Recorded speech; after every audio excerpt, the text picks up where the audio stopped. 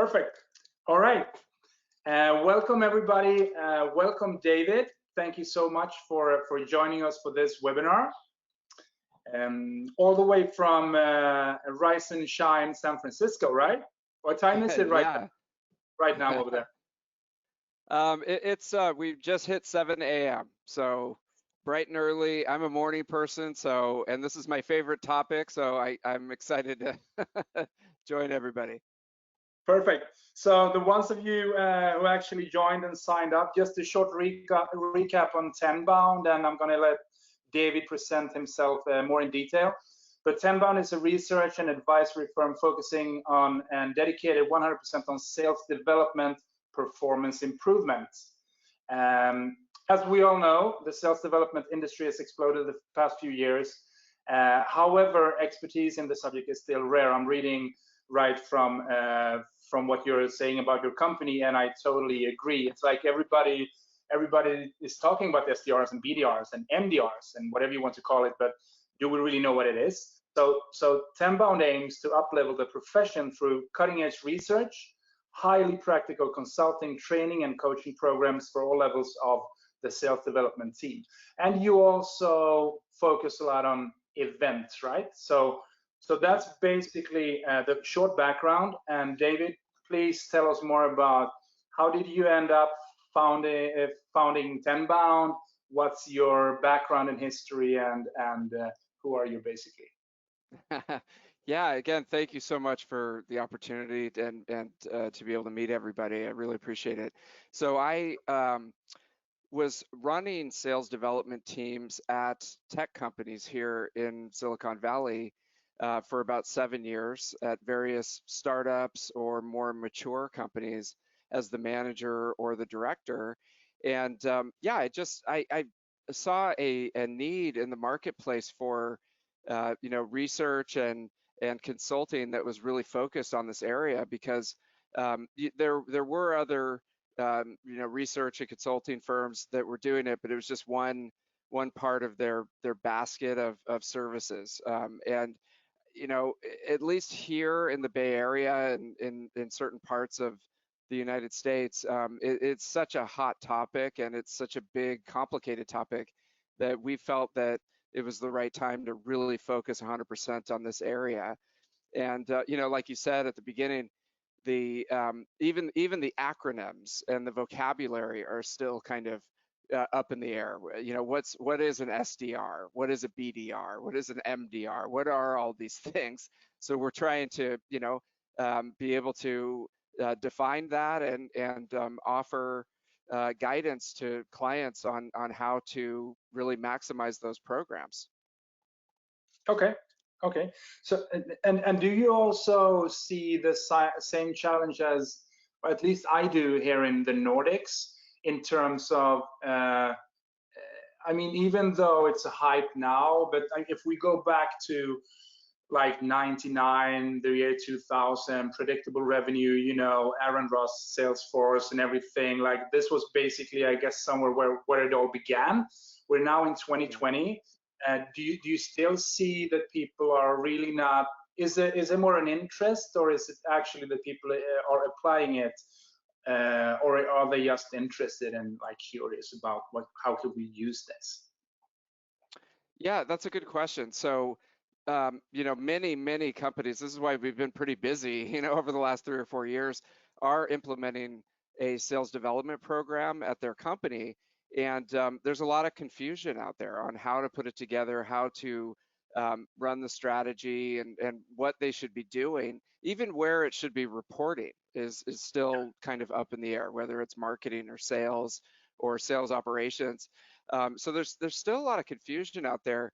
But it's an interesting time because, since, as you mentioned, the 2000, the Aaron Ross predictable revenue, roadmap that he put out with that book, companies have realized, hey, we need this function, and we need someone focused on this particular part of the funnel. So they know that they need it, and so they go ahead and implement it, and then we have an expression, it becomes sort of a hot potato. So you know, people they get the program, they have it for a while, and then they're just like, this is a mess, you know. So they throw it to the next person down the line and hope that they can figure it out. So you know, we have a long way to go to up level, you know, the profession, and that's kind of what we're working on. So much like I would say the ones who've been attending our webinars know that we do. I mean, we promote the combination of inbound marketing uh, and here we go, account-based marketing, social selling. You know, there are so many content marketing. Like, what's the difference between content marketing and inbound marketing? What's the difference between key account management and account-based marketing? Like, uh, a lot of wordings, a lot of like hot potatoes and interesting stuff, but how can we actually make everything work together? And there are a lot of sales enablement tools as well. So first you focus on the SDR role, and then you want to buy a tool to be able to work with sales enablement, even though nobody really knows what it is, depending on who you're asking, right? So I love that your mission is to educate and make companies and people understand how to get the most out of this. But Yeah. let me get to the first agenda question I have, which is why do most SaaS companies and other industries as well actually have SDR teams? What is the background reason for this? What took them to the decision to implement an SDR organization? Doing it correctly or not, but what made them actually end up there? Let's start there. Yeah, really good question. So what we see is it goes back to the blueprint that was laid out by Aaron Ross in Predictable Revenue in documenting how Salesforce.com was able to grow their subscription business so quickly. And a key part of that was the sales development organization. So I think that really planted a seed in high growth, especially software as a service, SaaS companies, that we should look into this department and potentially implement it at our company. So I think that happened, like you said, that was what, 15 years ago, and that sort of sparked the renewed interest in this. And the other thing that's happened is with the advent of inbound marketing and generating a lot of leads and things like that, you would think that once we have that top of the funnel set up and it's running correctly, we could just send those leads directly to the full cycle account executives, and they would be able to take that lead and convert it to pipeline. Or we could lean on the account executives and say, okay, here's a list of accounts that we want to go after from an account-based perspective. Cold call them, send them emails, social sell, you know, on the various platforms, set up appointments, and generate pipeline. But what's missing from that assumption is that that's not really the job of a full cycle account executive. You know, if you look at the best case scenario, would be the full cycle account executive has a calendar full of qualified appointments where they can have conversations with qualified buyers and run demonstrations and close deals, build pipeline and close deals. And so the reality that we see out there in the marketplace is that those full cycle account executives have kind of not been doing a lot of prospecting. Prospecting and following up on inbound leads is it's hard work, and you can't just they call it like spray and pray. So you can't just send 5,000 emails to a bunch of people and hope for the best.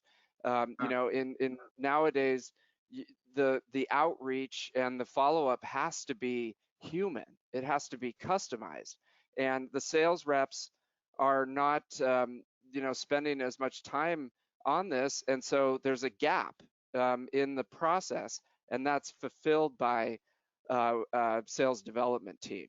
So the sales development team can spend the time doing that labor, you know, in order to either qualify inbound leads and set appointments, or go outbound and do the cold calling, cold emailing, and social selling to work with the account executives. So again, all these factors have driven the interest in this topic, and so now we see a lot of, most, at least software as a service companies here in Silicon Valley have dedicated sales development programs. Why do you think this role is needed? Why do you think account executives are bad at prospecting? Is it they don't know how, they don't like it, they're not set up to do it? What do you think? Why do you think we need SDRs to do this, like pre-selling phase, if you wish?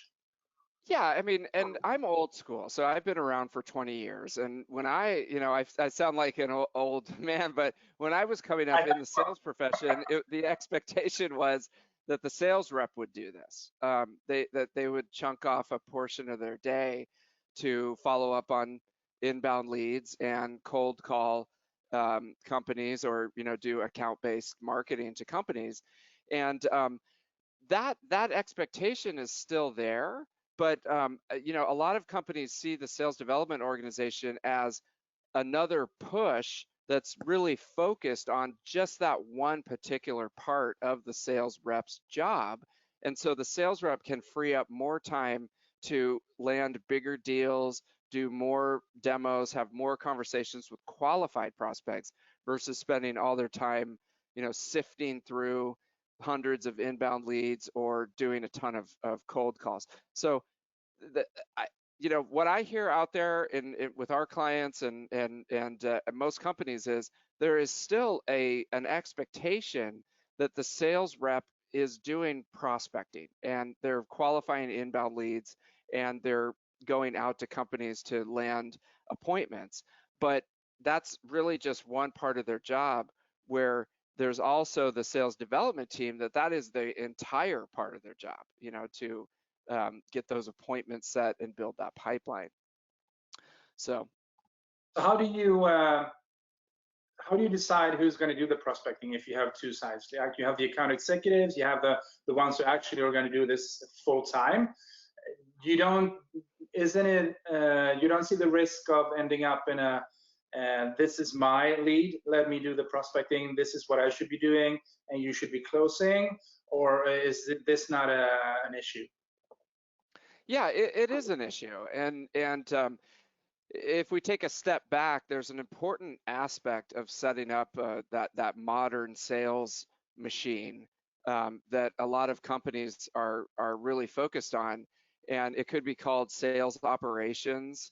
A new term that's coming out is revenue operations, and essentially it's plugging in all the different systems to make sure that the account executives are calling on the right accounts at the right time, and the SDRs are calling on the right accounts at the right time. And so first thing is, companies really have to make sure that they have everything set up correctly on the back end, so we don't have that situation that you're describing where two people are calling exactly the same person from the same company, and it damages the brand. Bigger picture though, if you think about it, the account executive is a highly compensated individual, highly skilled. They really are. Their aim is to sell as much as possible, bring in the big deals. So as the manager, I want them to be focused on those A accounts, those big, meaningful accounts that can make a big, meaningful difference to the business. And they should be focused on a handful of those A accounts at the top of the pyramid, if you will, of priority, and building relationships, meeting people, taking people out to dinner, really that classic sales motion of building relationships at those top accounts. And then, they can really focus on that when it comes to prospecting. And then they give, the sort of the B accounts to the sales development team, which are, they're great accounts. They could pay the bills, and we should definitely be talking to them. But there's only enough time in the day for people to prioritize and focus. So let's give the A accounts, to the sales reps, give the B accounts the longer list to the sales development team. So what you're saying actually is that the A accounts, that would be a full responsibility of the sales team, like the account executives, from researching to doing the prospecting to booking the meetings to closing leads. Yeah, they might be able to get some help on sort of the very time-consuming aspects of doing the research and pulling names and sort of the for lack of a better word, the lower skilled activities. Yeah.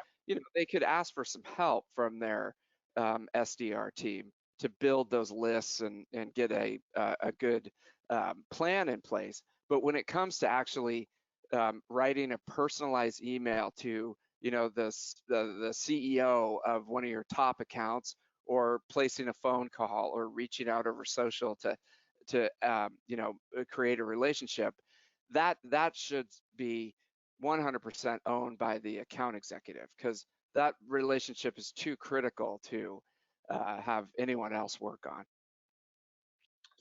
That's a really interesting and really valuable point. I totally agree on that. And I think maybe this is one of the things that many companies think when they think SDRs, they kind of think they're going to do the prospecting on all accounts, even the big, like valuable, like high valuable accounts.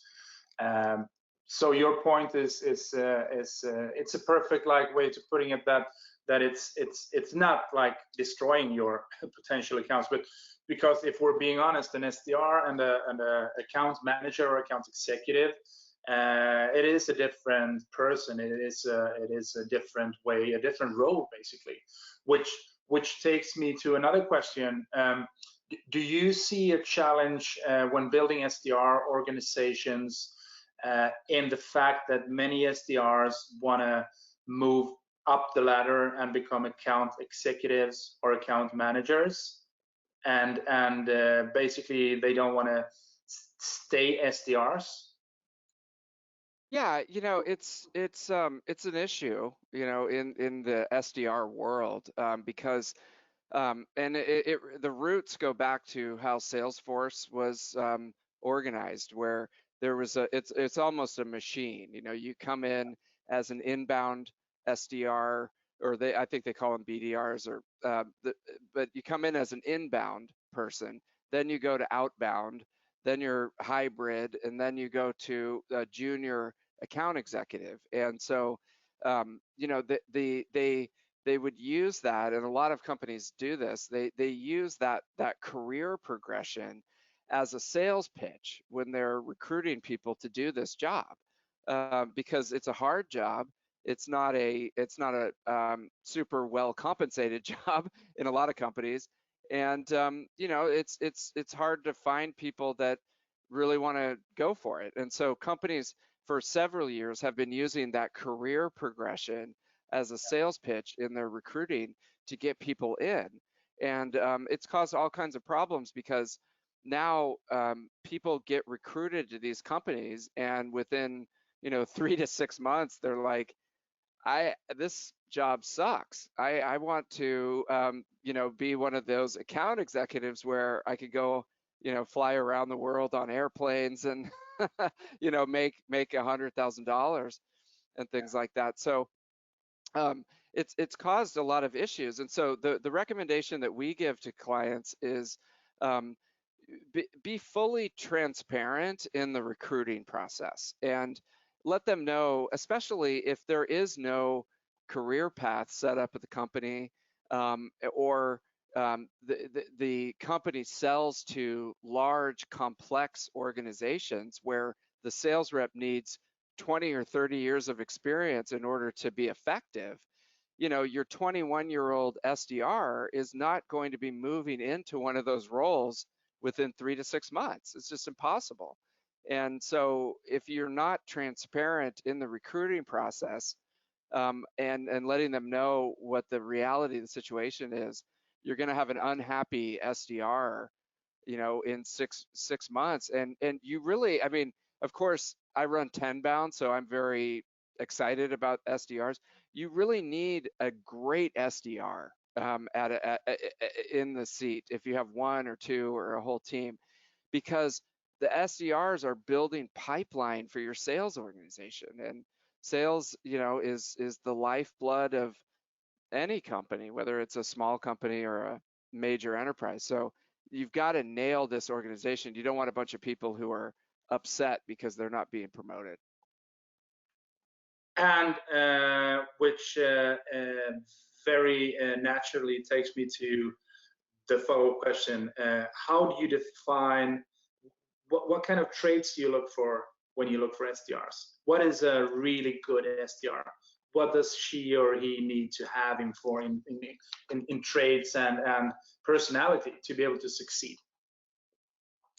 Yeah, that's an interesting question, and I don't want to give you a consultant answer because that's kind of weenie, but it does really depend on the company and the industry and those factors of what's important at the company. But generally, it is a hard job. It takes a lot of focus, concentration, research, and perseverance in reaching out to people. You could go for a whole day, even if you're reaching out on inbound leads, a whole day or a whole few days without contacting anyone.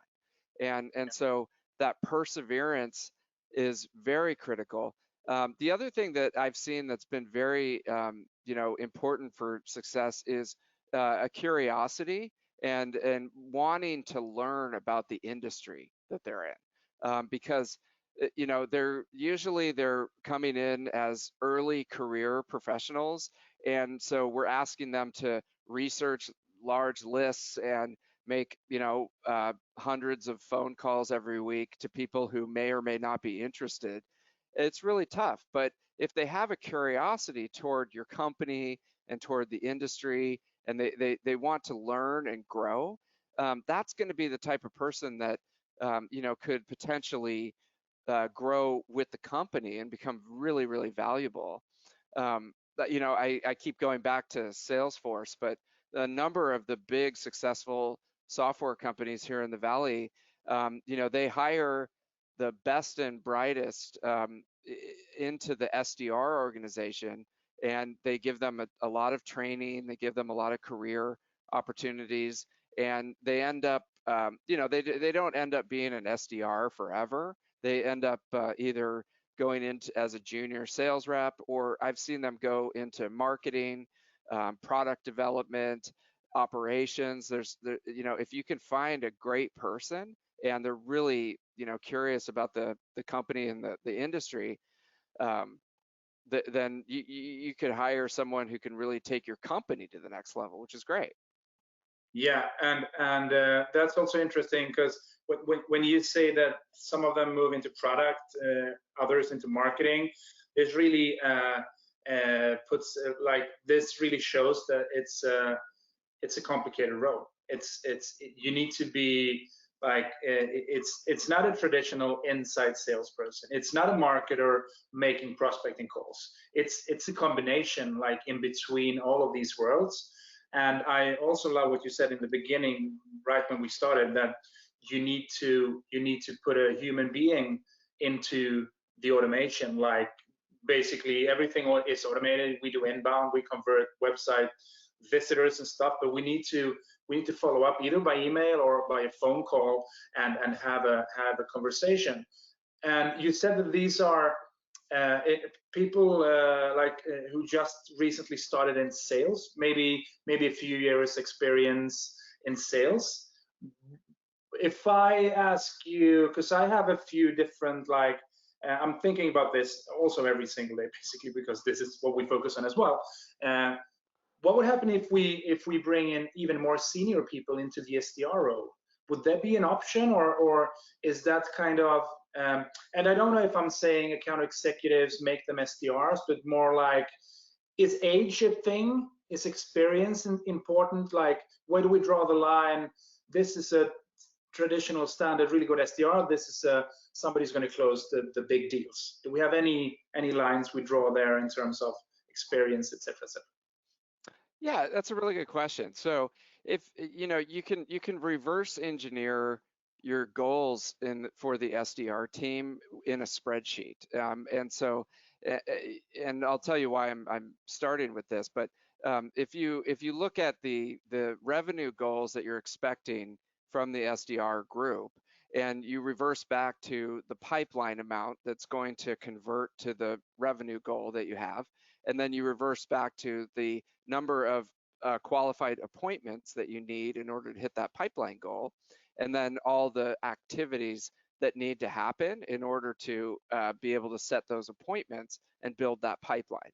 And that's a numbers in a spreadsheet. So we always recommend that it really doesn't matter if it's a new graduate or someone in the middle of their career, or even someone at the in a transitional period who just wants to work from home because they've got some family issues and things like that.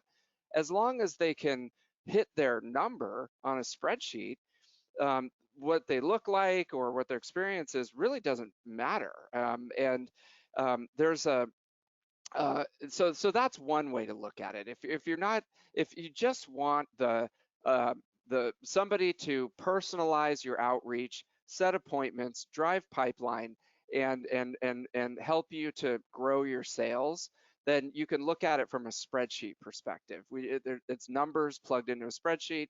Whoever we get, it's that becomes almost irrelevant. Or you can look at it that I want to build the next generation of people at the company, and that's the view that your big tech companies take here, where they look at it that, okay, we're going to find, like I said, the best and the brightest, the most curious, perseverance, bright people, and bring them into the organization as SDRs. And then we're going to train them, we're going to take care of them, and hopefully they'll stay with us for 5 or 10 years and help us to build the company. So, it really just depends if you want, to bring in the sort of next generation at your company, or if you just want appointments and pipeline. So there's different ways to look at it. So on a personal level, I have a question. When a client asks me and tells me, hey, we want to have appointments booked, how many can we get? And that's kind of thinking, we're not a telemarketing firm. This is not what we do, but yes, we will build pipeline and give you appointments. What would your answer be if is this happening to you guys as well? Like they're pushing for, I want to have X amount of appointments. I don't really care what you do before and after. I want to have pipeline built, appointments booked. Is this a challenge you see when you're working with your clients? And if so, what would your answer be to that client? Yeah, that's really interesting. Because we've been doing a lot of research on the outsourced SDR industry, because there's a tremendous amount of interest in what you're talking about. Companies are looking at the process of building their own SDR organization at their company, and they're saying, "Oh my God, forget it. I don't even want to do this." So there's a tremendous amount of interest in just hiring a firm to set the appointments, or make the cold calls. And so we've been looking at this, and we found that you can kind of bucket those into 3 different subsets. So there's the appointment setting companies, where you pay for appointments. There's retainer-based companies where you just pay for the month, and they promise to do a number of activities. And then there's just sort of the spam, LinkedIn spam companies with just those millions of LinkedIn messages that you get every day from automated robots, basically. And so the reason I bring this up is, to your question, setting appointments is something that will take a lot of feedback and work from the company working with the outsourced company to be able to dial in the type of people and the type of appointments that the company needs. And if I would say, if you as a company are willing to spend the time with the outsourced firm and train them and coach them and work with them over what could be a 3 to 6 month process, then they can start to set the right appointments that you actually need. But Yeah. if you think that you can just hand them the football and go, here, go get me some appointments, you're going to waste a lot of time and money, because they need your help in order to do that. Yeah, and exactly, and I think that clients, including myself, when I buy consultancy services, we're as humans, we're pretty, we're not very tolerant. We're not very long-term focused. We want to have results now, and we want to have, I mean, yeah, book meetings. That's it. But when you look at the SDR role, which is, I mean, one of the challenges is that it's pretty complex. It's you can't really place it.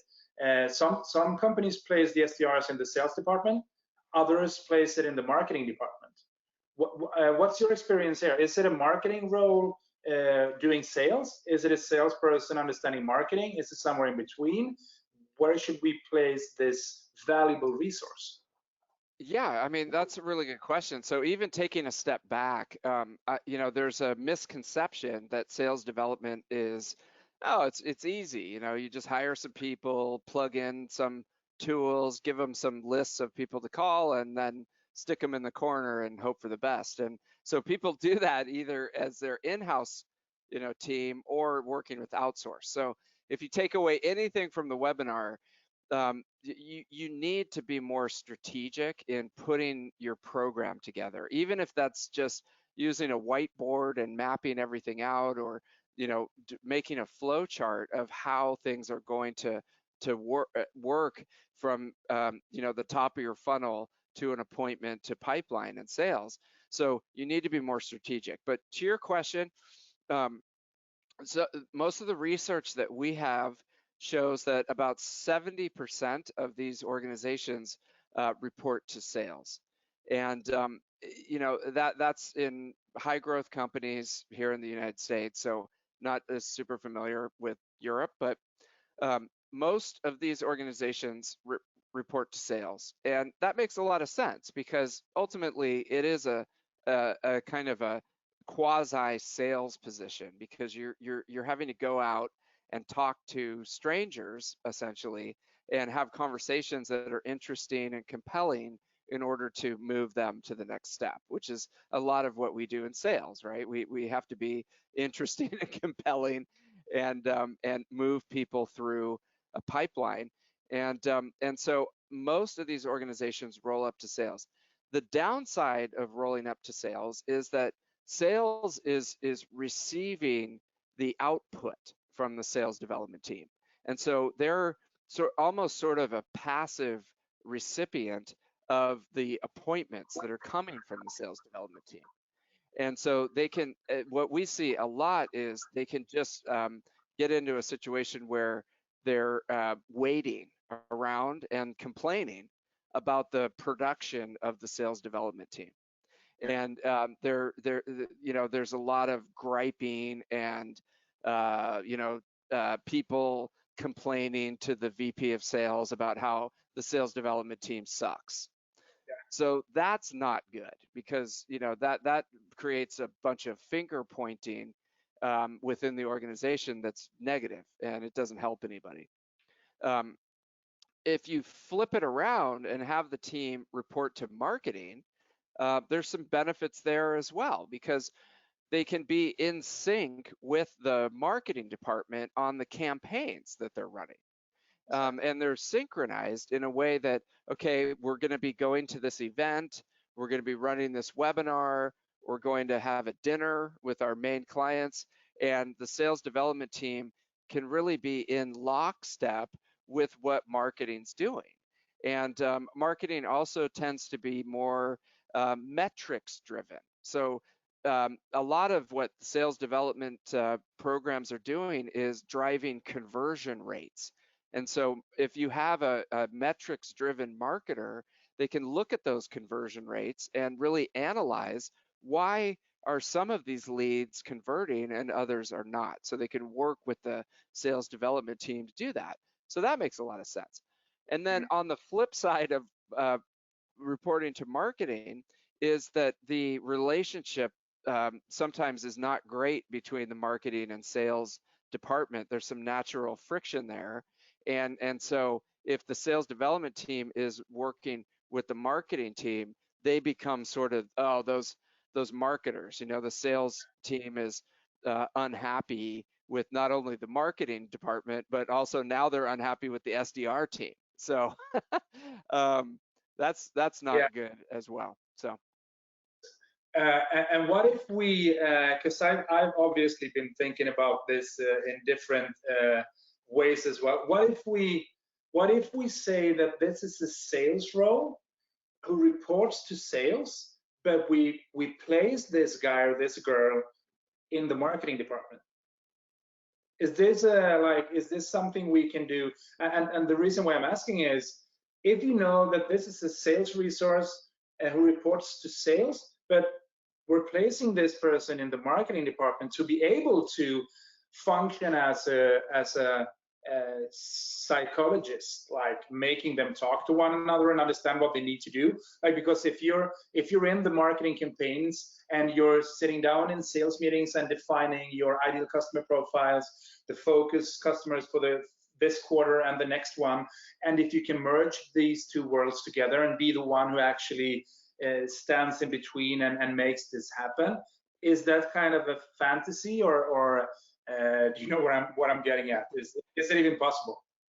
Yeah, I think it's totally possible, and so there's a few things. One is, if you have a strong marketing leader, a strong sales development leader, or manager of the sales development program, and you have a strong VP of sales, if those three roles are working together in a positive way and they're rowing in the same direction, it really doesn't matter if the SDR team rolls up to marketing or sales, because they're working as a revenue organization.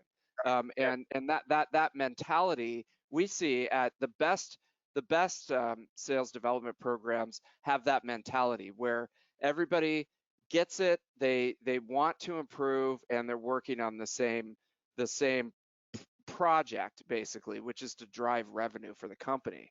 And so where we see it not work is if the marketing and sales are not getting along, and the sales development leader is sort of a redheaded stepchild in the middle. Like, again, they become a human hot potato because they're trying to work with these very strong personalities and their egos, and becomes a nightmare. Exactly, and then you also have you've mentioned revenue, the revenue organization. Another popular way of naming this is demand generation. So basically, and I heard also obviously the growth team. Yeah. Are we actually seeing marketing and sales departments merging into a growth organization, a revenue organization? And if so, do we see this development in specific industries or a specific type of companies? And do you believe that this is something we're moving into, where we don't have marketing and sales? We only have revenue, demand gen, and growth. Yeah, I mean, I think people's traditions and their biases are very strong, and it's like there's the old expression where if a tree is just planted, it's pretty easy to pull it out, but once it becomes a big tree, it becomes harder and harder to pull out. So I don't see those silos going anywhere anytime soon at most companies, but if I was starting, and actually we do this here at Tenbound, we don't have a sales organization or a marketing organization. We just have a revenue organization. So if you could start fresh and set up things in a way that is forward thinking, it works for your company. You may want to look at just not even having those silos anymore and making it a revenue organization that is aligned with your funnel, from attention to conversations, pipeline, and sales. Just make sure that everyone's on the same page. And to your point, it's interesting. There is the newer title of growth marketing that's happened in the last 5 or 10 years, and where we see that a lot is in companies that have a freemium product, and it's real easy to go on, sign up for a free product, you start using it, suddenly it's not doing what you want anymore, and in order to get what you want, you have to put in your credit card, right? So that they call it like product-led growth. That's huge right now, here in Silicon Valley. And so we think about, well, where do these traditional silos fit into that? And they still are relevant.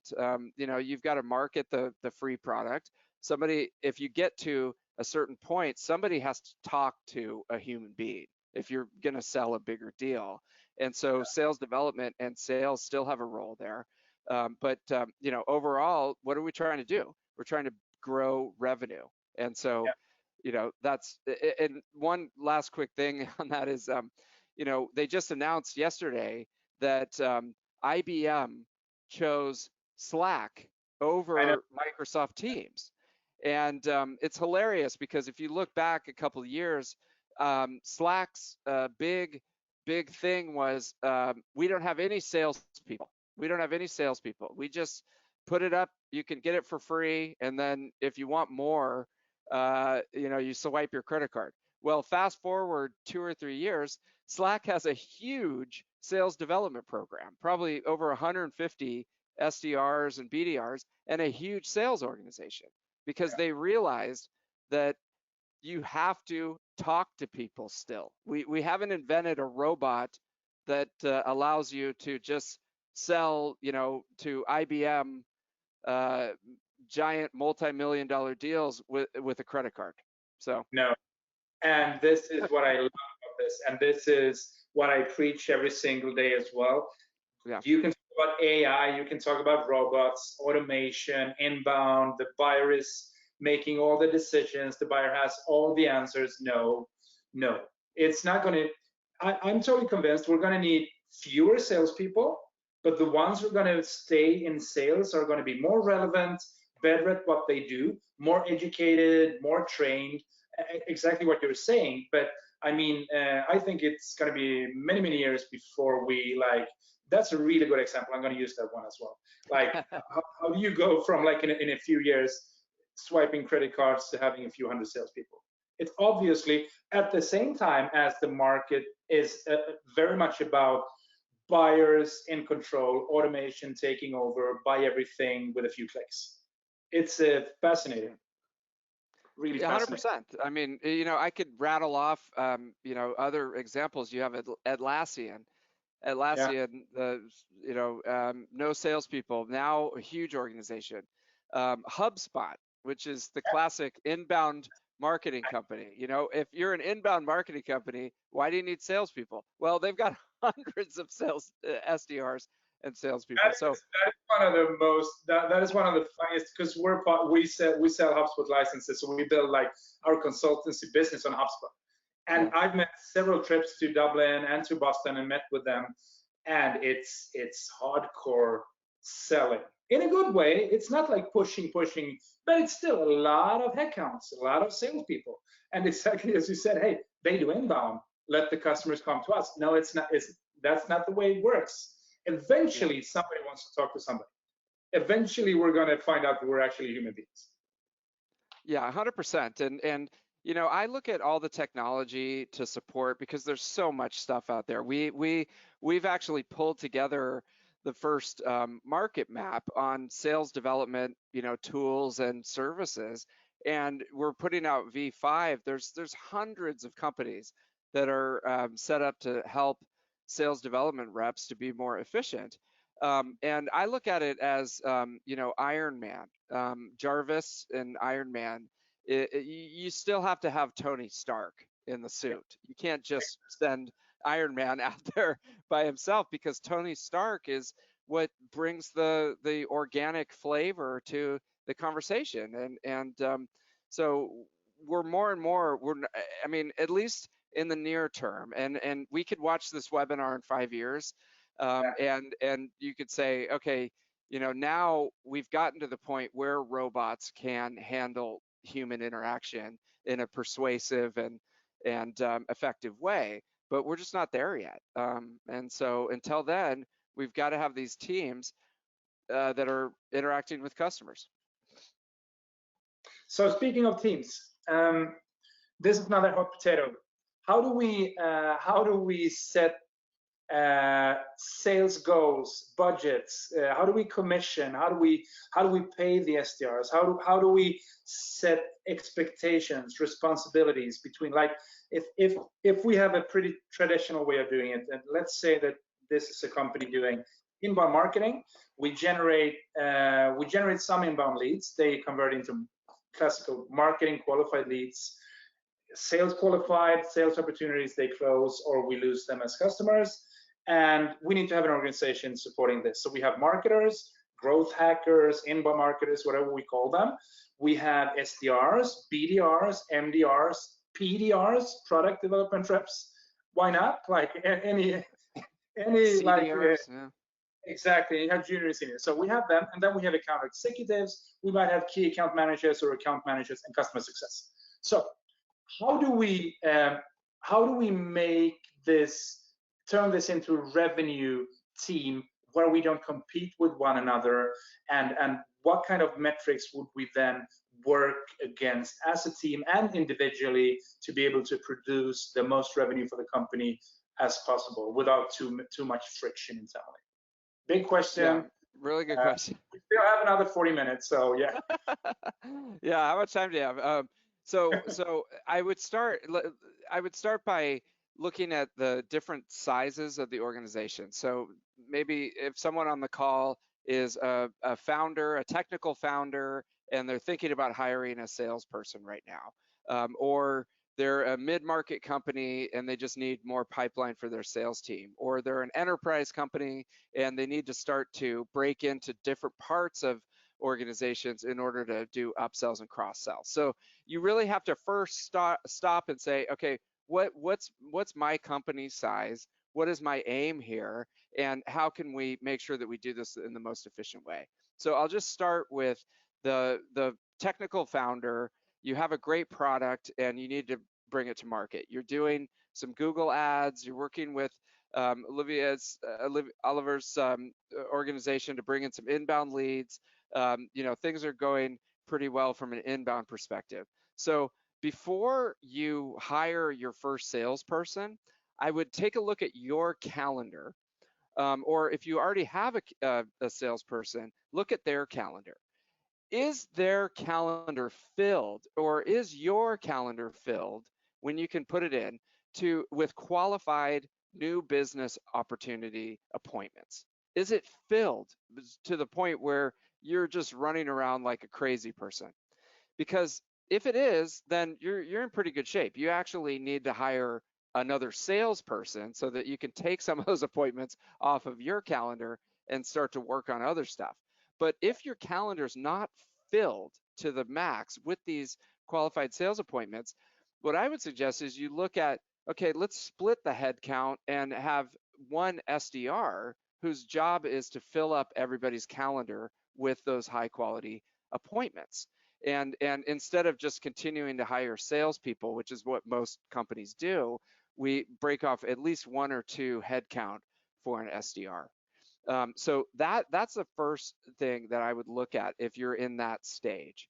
If you're in more of a mid-market, like you've got some traction, you've got some sales, you're doing a few $1 million a year, then from a metrics perspective, it's the same equation basically. You've got salespeople on this side who you want to look at their calendar and make sure that it's full of appointments.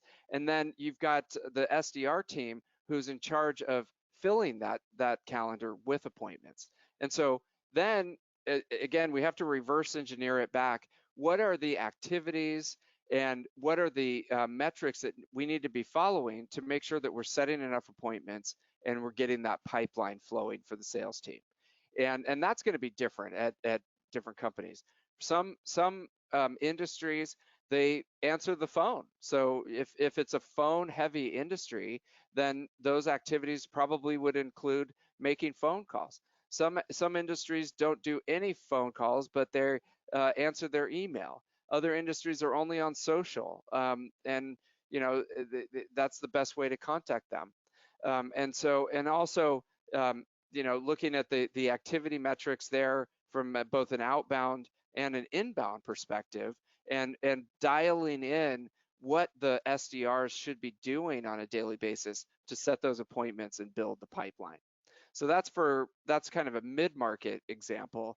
Then you have, if you're a big, huge enterprise and you're trying to cross-sell and get into different parts of the organization, this might be a little more tricky, and the SDR might have to work even on a one-to-one basis with the senior account executive to map out the organization, make sure they're talking to the right people, and to set up those appointments. So those are some basic examples, but it really just depends on where you are in your company's life cycle. Okay,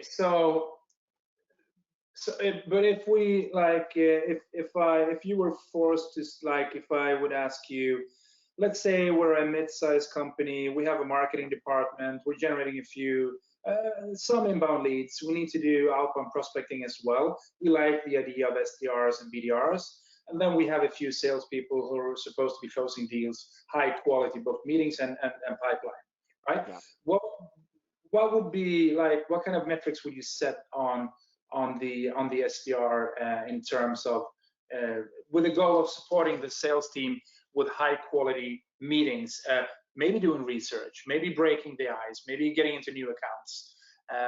Do you have maybe 2-3 different KPIs you would say? In most cases, I would definitely I would track the SDRs on these KPIs, and also if you have a few additional ones for the account executive, that would be interesting. Yeah, so I would start with what's called a service level agreement. And this is something that's it's from the manufacturing industry, if anybody's in the manufacturing industry, but it's basically saying that we've got two different departments here. We've got the SDRs and we've got the AEs. And the service level agreement is just 4 or 5 bullet points that says the SDR will produce an appointment containing these 3 or 4 factors. I'll give you an example. So the company has to be above 1,000 employees. The person on the appointment has to be a director or above. And they have to have identified at least one pain point that the company can solve. Okay, great. SDR has those 3 things. They have to have those 3 things in order to be able to set up the appointment. On the AE side, their service level agreement is, I promise, to research the company properly, prepare for the meeting, show up, and track all the relevant details in the CRM. And that's their service level agreement back to the SDR. So once you have that service level agreement agreed upon by both sides, now we know that we're all rowing in the same direction, and we can focus on what are the metrics that we need to hit in order to set up a meeting like that. And so there's going to be some trial and error. I mean, if you're just starting an SDR organization, it's probably going to take a few months to figure out how many phone calls, how many inbound leads, how many outbound emails, etc. we need in order to hit be able to set one of those appointments. So you got to be a little bit patient, try to figure out what is that right mix. And then once you have those metrics set up, then it's a question of management. You have to hold the SDRs accountable to hit those activity metrics every day. and then ultimately hold them accountable to set, 5 to 10 appointments that meet the service level agreement each week. And then you have to hold the AE accountable to fulfill their service level agreement and complete, let's say 80% of the meetings and build X amount of pipeline that you can track back to the SDR organization. So it's all about activities, appointments, pipeline, and ultimately revenue. Those are the big factors that you want to be tracking. Should we track the SDRs on pipeline built as well, or just meetings booked? Yeah, some of the best run organizations out there use pipeline as the main metric, because at the end of the day, who cares how many people you call or how many appointments you set? It's really, do we have enough pipeline that's converting at the right rate in order to hit our revenue goals? Yeah. Those are the most important things. So some of the best run organizations out there, they hold the sales development leader accountable to pipeline and converted revenue. Those are the metrics for the leader. And then the leader then cascades those goals down pipeline and activity, appointments and activity to the SDR team. That's interesting. Let me just quickly go back to the service level agreement, which is in our world. So we've been HubSpot partners for almost 8 years. So we began doing like inbound, moving inbound into the way we sell and the way our clients sell. So from the beginning, I guess, or maybe in parallel, the service level agreement, this also exists between marketing and sales. So if you don't have an SDR organization, you're generating marketing qualified leads, and if eventually those will close into sales qualified or accepted leads and meetings booked and opportunities. So it's basically the same thing, right? The SDR is an extension of the marketing organization, basically doing the same thing, but in the sales organization, right?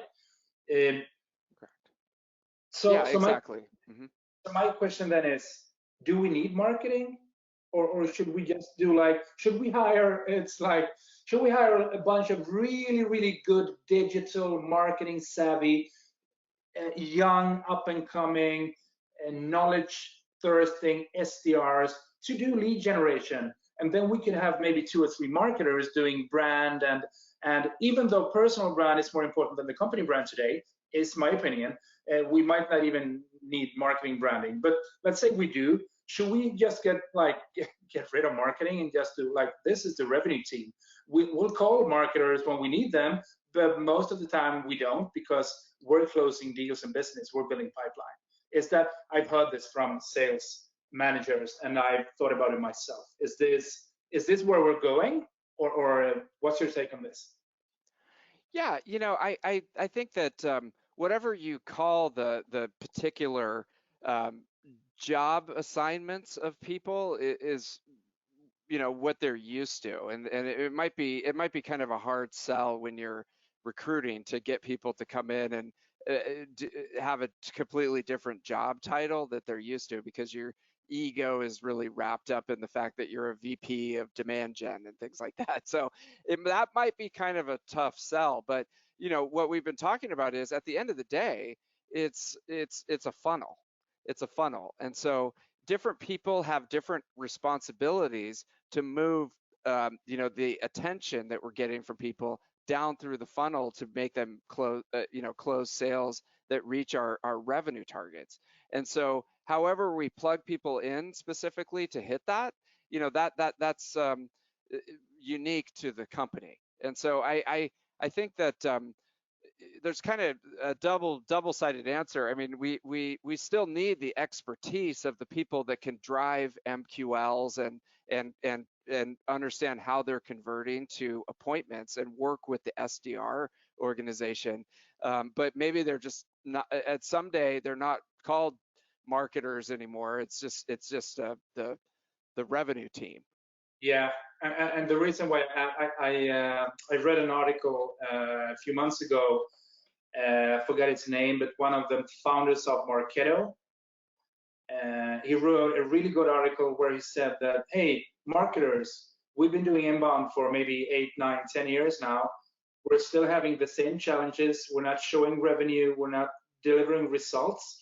This is your chance to convince the sales team that you're still relevant.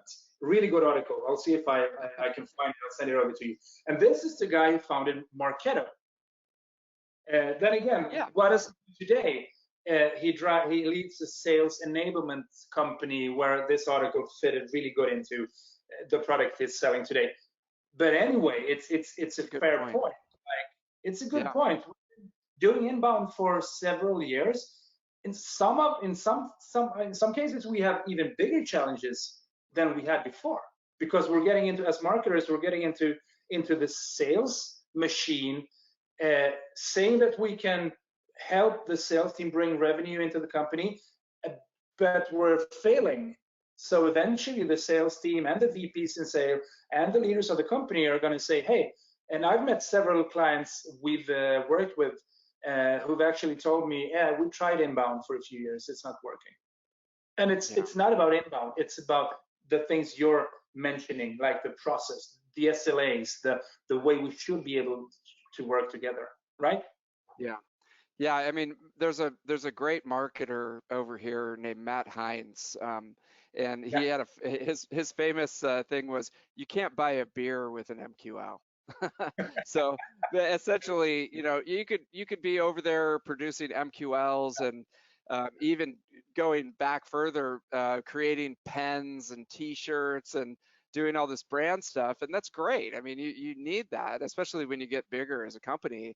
But you can't buy a beer with an MQL. So somebody needs to look at it from a higher level perspective, work with the SDR team to take that MQL and make it into a conversation that leads to pipeline. And I think that's where we're going here. Yeah, exactly. I love that. I'm gonna steal that one as well. Perfect. Let's just briefly get back to metrics. I'm really interested. Again, depends on the size of the company, the kind of company you're working with. But is it like fair to say, I heard you mentioning that an SDR probably should be setting in between 5 to 10 appointments per week. Is that a fair estimation in terms of what can we expect? Like, if we implement an SDR organization, they're onboarded, they're trained, they have everything they need. Should we expect 1 to 2 meetings booked per day? Is that a fair number? Yeah, I think so. I mean, I look at it that coming up with the effective service level agreement is step one, and that's really that. It's a hypothesis at first, because you need to test it in the marketplace to see if it's even possible. And that's going back to your outsource organizations that are like, I just want appointments. Well, is that even possible to get these appointments? We don't even know. So once we've tested the SLA, we're pretty confident, and we feel like it's a stretch goal to set up 5 appointments a week, for example. Then once the SDR is fully ramped, and that's a doable target, then it's a question of accountability. What I see a lot with SDR organizations is they don't have the SLA, so they don't know nobody's agreed upon what a meeting or an appointment looks like, and that's strike one. That's terrible. And then they have unrealistic expectations for the SDR. They're saying, you need to get 12 qualified appointments per week in your first month on the job, and it's just there's no strategy behind it. There's no iteration. There's no analysis. And that's when the SDR will burn out and probably fail because it's just poorly designed. So yeah. So the question back to the sales leader would be, how many appointments do your account executives set each week? Well, no, maybe or none, because they're out like having lunch or dinner with existing clients and accounts. I could run on about this for many hours as well, but you've been there as well. And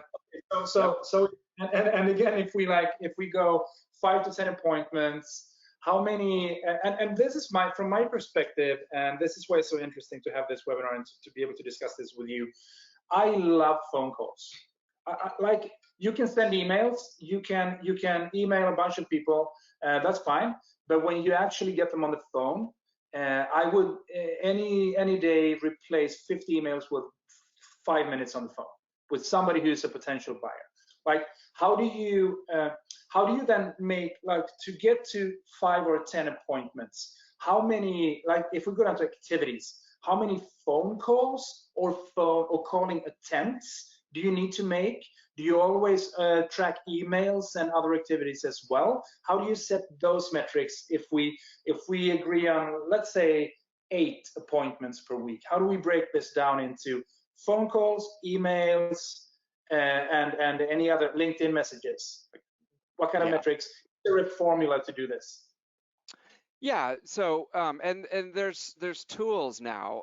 Of course, I mean, HubSpot has a sales engagement platform, and some of the big tools in this case are SalesLoft, Outreach, VanillaSoft. There's tools specifically to be able to do this.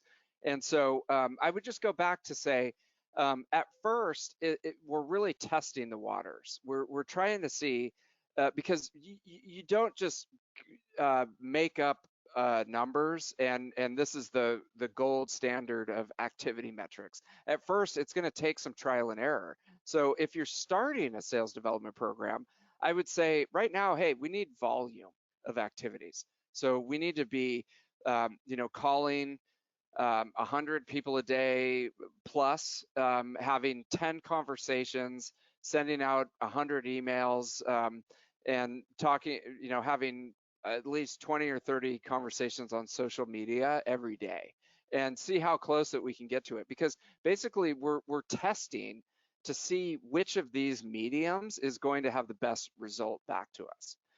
And then once we find out that, okay, in our industry, phone calls are the most effective. We can catch people on the phone. What we're seeing is that between 8 and 9 a.m. is the best time to catch them. And then if we have a good script and we're well trained, we can set appointments right there. Okay, now we have that information. All right, let's double down. Everybody's gonna, make 100 phone calls a day, have 10 appointments, and this is the conversion rate that we want to see. Now, if you're calling into cybersecurity, which I worked for about 2 years as a manager of a sales development program for cybersecurity. Cybersecurity people do not answer their phone. Okay, they'd be insane to answer their phone because they're probably being phished, or they're being hacked by social engineering. So they don't answer their phone. So you have to find other ways, and it's email and social and live events. So in that case, if we find out, okay, we know that we need to send 50 customized emails every day and have at least one live event per month in the major cities, then that's what we're going to do. And we're going to double down on that, work our butts off to hit our appointment and pipeline goals. So a little bit of experimentation, find a pattern that you can identify, stick with that until it's not working anymore, and then go back to experimentation, and just continue to do it. Here's the thing. If I would ask 50 salespeople about their industry, and if people are answering the phone, I will get 51 no's. Another one would pitch in and say, mine neither. So that's the challenge, because people today, specifically I think the new generation, they don't know that you can actually call using your phone. It's not only texting and messaging. You can actually call and speak to people on the phone. So I can buy cybersecurity, I get it. But how many industries, honestly, are not answering their phone, as opposed to the SDR is calling during meeting times, calling not early, not late, not during lunch, or whenever you need to call to get hold of them? Like, is it a valid excuse to say, hey, nobody's answering the phone? What's your take on that? Can we reach people on the phone today, or are we like have everyone given up? Yeah, it's a really good point, because calling someone out of the blue is scary and uncomfortable, and we can swipe left, swipe right, order food, do everything on our phone without actually talking to a human being. So, I get it. Like talking to people on the phone is scary, but going back to the experimentation, if you don't ever try calling, and you're just scared, and you never experiment with a large number of phone calls, you're never going to know if that's an effective medium. And so it could be that you're losing a channel that's super effective in your Yeah. industry, and you just don't know because you were scared to pick up the phone. And so I would say, yeah, just try it. Try email, try social, try smoke writing, in the sky. I mean, whatever it takes, because we're trying to get those appointments set so we can build pipeline. Exactly, and exactly. But it's something with the phone that people, and I get it. Also, I also get it. It's scary. But I mean, if we don't try, what if this is one of the questions I have, like, from the listeners or the ones attending the webinar. What if we let's say we have a metric of 25 phone calls a day, because we want to try it. We never tried calling these people. We want to try calling them, and week after week we end up like, I made 5 attempts, 8 attempts, 4 attempts, 11. Like, we're not getting there. How do I manage, and what do I do with the SDRs who know that they have a metric to aim for, but they're not doing it? How do we manage and train them? How do we interact with them? Well, the number of dials, and this is kind of controversial, but bear with me. So the number of dials really is irrelevant, because if it takes 100 dials or 10 dials, it's the conversations that's important, and how effective you are in having a conversation that leads to an appointment, that leads to pipeline. So for some people, it could take 100 dials. For some people, it could take 2, right? And so it's hard to hold people accountable to those activity metrics, because they, like you said, they start to get bored or resentful and things like that if you're saying you have to make 100 phone calls every day. So I would recommend, and what we've seen really be effective with our clients, is you hold people accountable to a conversation number every day. So you say, we have to be talking, interacting with at least 10 people a day. And an interaction can be catching them on the phone and talking with them. It can be interacting over email. It can be a social. It can be, talking to someone in the street when you're at Starbucks and stuff like that. But we have to have those conversations, because those conversations is what's going to lead to our appointment number. And then, leave it to them to figure out how to make that happen. If they can't make it happen, then it goes back to, okay, are we training them enough? Are we holding them accountable? Are they just in the wrong job? I mean, if you're highly introverted and you don't like talking to people, and your job is to go out and talk to people every day, I mean, maybe you're in the wrong job. You know what I mean? Yeah.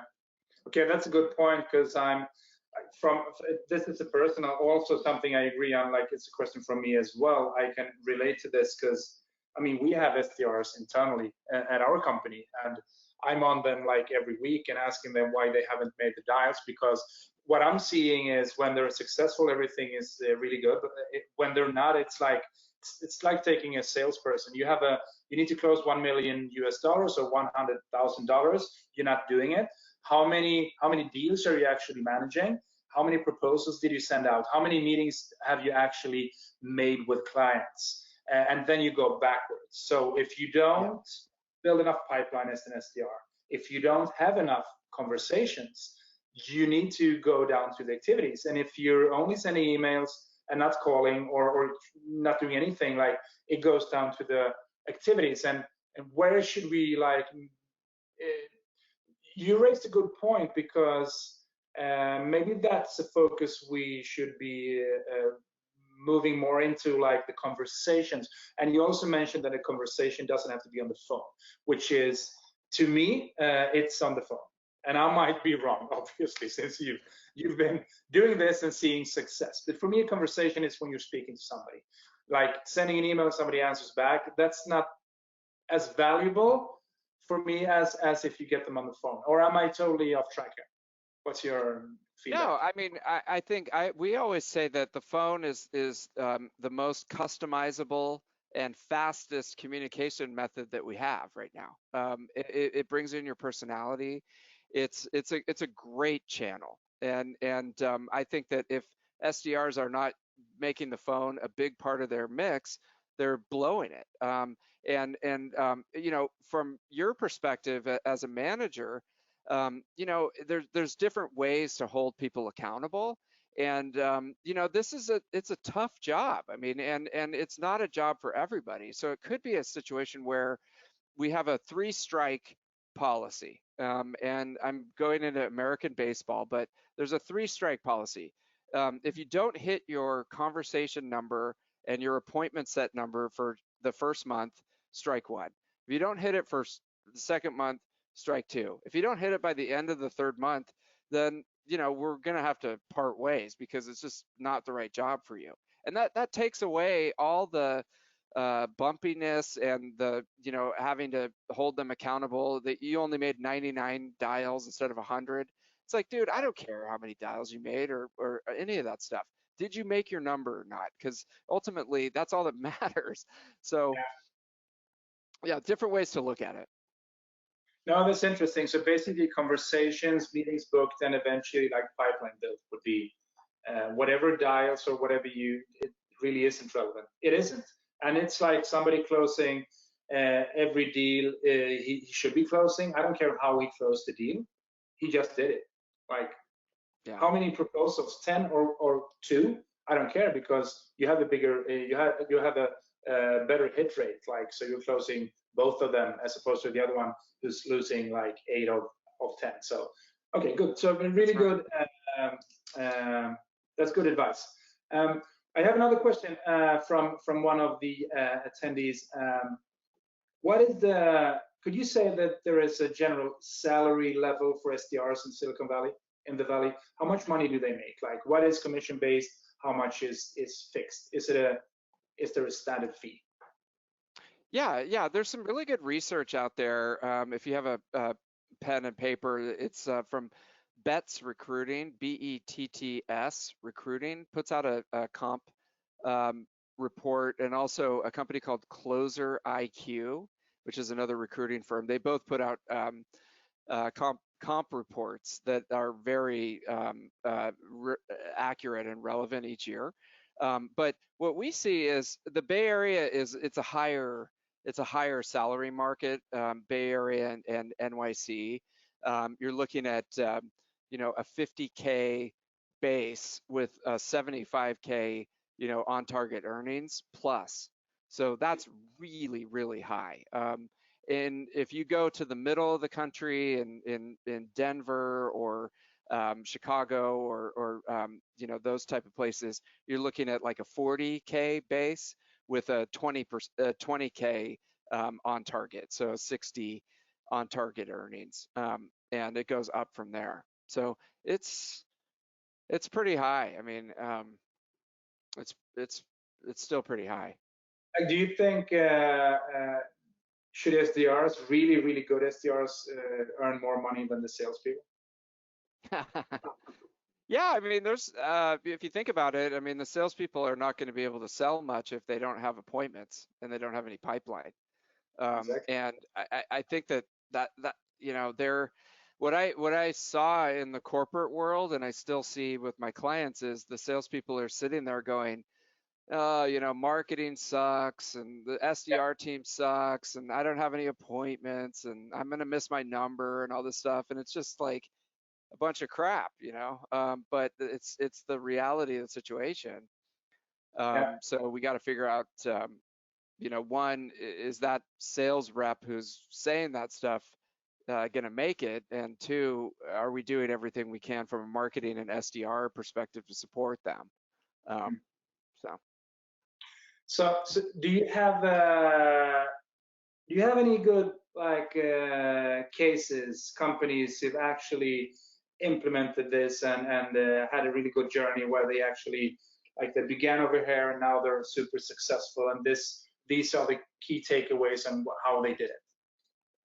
Yeah, I look back on a company called Miyagi, which we worked with a couple of years ago, and it was that same type of situation. So it was a technical co-founders who got some funding, and they at that point they were doing all the sales themselves, but they, obviously as a co-founder, you don't have a lot of time to do the prospecting and the labor that we're talking about. So we created a strategy to say, let's start with sales development. Let's make sure that we fill up the calendars to the point where the technical co-founders are super busy. Once their calendars are filled with qualified appointments, then we'll start hiring salespeople. And they were able to take that strategy and scale it, and continue to grow successfully. And if in a perfect world, I would suggest that all companies do that, and they hire Tenbound to help them with the strategy. But that's just me. Perfect. Yeah, and what about sales development in larger organizations, enterprise? Do you have any examples where you've worked with enterprise clients and really where you've delivered really good results? Yeah, absolutely. So we helped one. I mentioned this earlier. Create a CDR program, which was interesting. So a customer development rep program where they had a huge install base and a lot of large companies on their subscription product. But after some quick analysis, we realized that they were only selling a small number of licenses to these huge companies. So if you think about it, the customer development rep is like the SDR, going after either inbound leads that come in or cold accounts. The CDR is someone who's very strategically, not spamming, but very strategically going in and identifying new opportunities within the install base. That one, when we started that, we put the strategy in place, and they're going gangbusters now with the program. So that's interesting. I think because the normal way to see the SDR organization is they do stuff with marketing qualified leads, they convert them into meetings, and that's it. But in terms of another buzzword, account-based marketing, to use them as a really strategic weapon within an account-based marketing setup is really valuable. So you don't need to break new ice, bring in new clients. You could actually do this, as you said, on enterprise clients to grow the accounts with the help of SDRs as well. Exactly. I mean, account-based marketing, is a big buzzword right now, and it's being pushed really heavily by the software vendors that can help you to organize, your account-based marketing strategy. So there's a lot of people talking about it, but what we see in working with clients is that it's a lot of work. I mean, there's a lot of that upfront prioritization and sorting and coordination across sales, SDR, marketing, SDR, and sales to make sure that those campaigns run correctly. And it's not as easy as just plugging in a piece of software and going, okay, we're doing account-based marketing now. So yeah, again, I don't mean to sound like a broken record, but you've got to be more strategic about how you put this together and take a step back and do some more planning. I love broken records. I'm actually one of my inbound. I mean HubSpot. Inbound. That's HubSpot because they sell a system, which is really good. You have sales enablement companies doing sales enablement stuff because they want to sell the products, which is totally fine. But eventually, at the end, you need to have a plan. You need to know where you're going, where you're starting, and what the plan is. And again, talking about tech stacks, what kind of tools are available for salespeople and SDRs? Hundreds. how do you choose? Well, you have a plan, and you define your target market, you find out where you might be reaching them and what kind of tools you need, or you'll end up like using 25 tools and you don't really know why you're having all of those. Yeah, yeah, and not to overcomplicate things. I mean, this could be as simple as just mapping out your process on a whiteboard, Exactly. and making sure that you understand, where there's any gaps, and then strategically filling those gaps with either a new process, new people, or a new piece of technology, versus, like you said, just plugging in things and people, and just kind of it would be the it would be you know uh, comical, the way that some people do it. So you just have to be more strategic about it. Okay. Um, we're actually 5 minutes from ending. It's been a blast, and I've totally lost track of time, as I expected to be doing. Um, I'm just going to see if we have any additional questions from the attending people for the webinar. I've gone through the ones we've received. I don't think we have any. Well, we have on like how do you track marketing in the US? Do you have any standard metrics for like how does marketing actually contribute to revenue? How do you hold them responsible? Yeah, so a lot of companies still use the Serious Decision waterfall, if you're familiar with Serious Decisions, and that's MQLs, SQLs, and ultimately pipeline and revenue. And so that's not as a effective model for account based, so that people are still trying to figure out how do they how do they um, how do they track metrics for account based, because that model is more set up for demand generation. But I mean, a lot of companies in the US, they still use um, MQLs, SQLs, appointments, pipeline, and revenue. Yeah. What would you use instead? Like, would you get rid of the MQLs? That's a really good question. I mean, if you uh, look at it from an account-based perspective, it's how many accounts do you have prioritized in the system, and how active are they? Because there's a lot of tools that can tell you if that somebody from that account is looking you up on G2 Crowd, or they're looking at your website and things like that. So you can get that activation metric in your CRM, and you could say, okay, so, there's a group of people from this account that are really interested in us right now. And then the next one is, okay, how many people do we have attached to that account that work there, and how often are we communicating with them?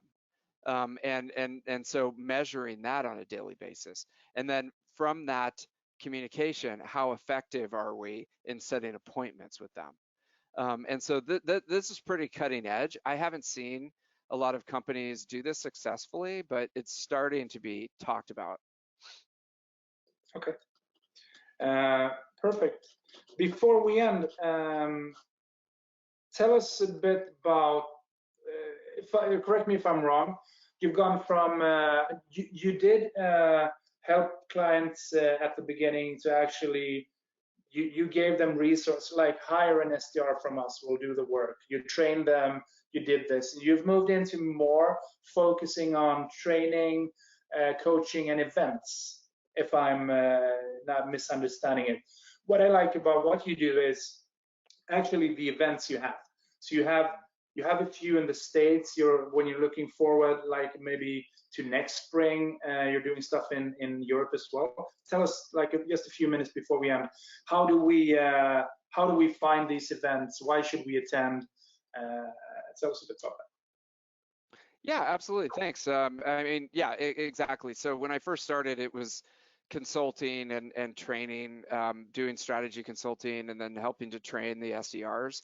And we still do that. We've got a nice book of business, but we've really morphed into, we want to be the sort of the center of the sales development universe, and have the best information, the best research, and bring the community together in these events. So yeah, to your point, I'd love to see everybody that's on the webinar, the hundreds of people here, We've got one in in New York City in June, which isn't. I looked it up, and from Sweden, it's only like $300 round trip, which is not that bad.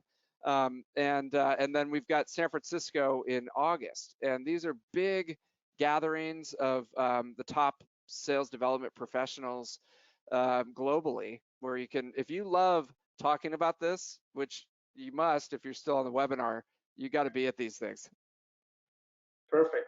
And where do we find you? So where do we find Tenbound? How do we connect with you?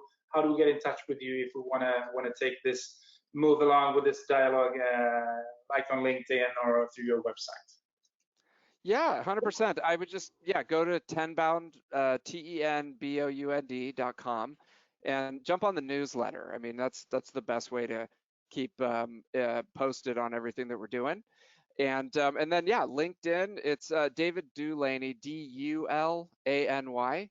And I would love to connect with anybody. I mean, my dream, I talked about it with my kids, is to go and visit you someday. So let's start the connection. Perfect. Cool. Thank you. 5:31 local Swedish time. I'm done. I could be doing this. People are starting to leave now, but I could do this for another few hours. Let's do this another time. Thank you so much for getting up like in the middle of the night to do this with our Swedish audience, and I know that this has been very valuable. I know that the ones who are following us and attending our webinars know that we are very, very much invested into SDRs and the sales development part. So it's the right audience. And again, thank you, and let's stay in touch, and have a great day. I'm having dinner soon and then going to bed. Well, I've really enjoyed it and happy to help. Any questions, anything, let's definitely connect. Reach out at any time. And good luck with your sales development program, everybody. Thank you. All right. Bye-bye.